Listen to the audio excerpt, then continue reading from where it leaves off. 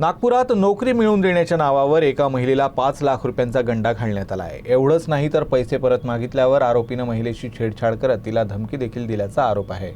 पोलिसांनी त्याला अटक केली आहे। नागपुरातील तहसील पोलीस ठाणे हद्दीत ही घटना घडली। पोलिसांनुसार 45 वर्षीय पीडित महिला एका हॉस्पिटलमध्ये ॲम्ब्युलन्स चालक म्हणून काम करते आणि त्याच ठिकाणी असलेल्या क्वार्टरमध्ये राहते।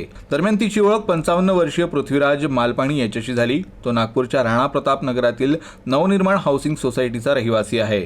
त्यानं स्वतःला बँकेचा ऑडिटर असल्याचं सांगत महिलेला नोकरी मिळवून देण्याचं आमिष दाखवलं।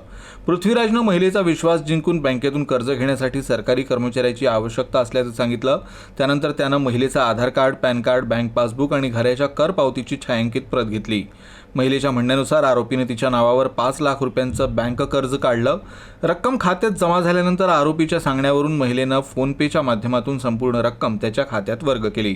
सुरुवातीला आरोपीनं कर्जाच्या 3 हप्त्यांची भरपाई केली, मात्र नंतर हप्ते भरणं बंद केलं। त्यानंतर बँकेचे अधिकारी कर्ज वसुलीसाठी सतत महिलेशी संपर्क करू लागले। महिलेनं पैसे परत मागितल्यावर आरोपी टाळाटाळ करू लागला।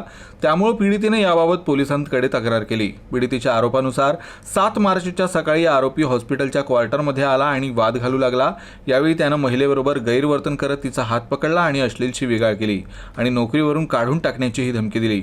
महिलेच्या तक्रारीवरून पोलिसांनी त्याच्याविरुद्ध छेडछाड, धमकी आणि फसवणुकीच्या कलमांनुसार गुन्हा दाखल केलाय।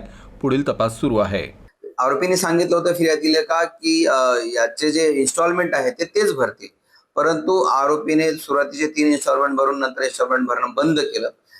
त्याचा त्रास फिर्यादी यांना व्हायला लागला। या कारणावरून त्यांच्यामध्ये वादविवाद वाढत गेला आणि आरोपी घटना तारखेला म्हणजे दिनांक 7 मार्च 2026 ला सकाळी 8:30 दरम्यान फिर्यादी महिला यांच्या घरी जाऊन त्यांना शिवीगाळ करून त्यांचा विनयभंग केला।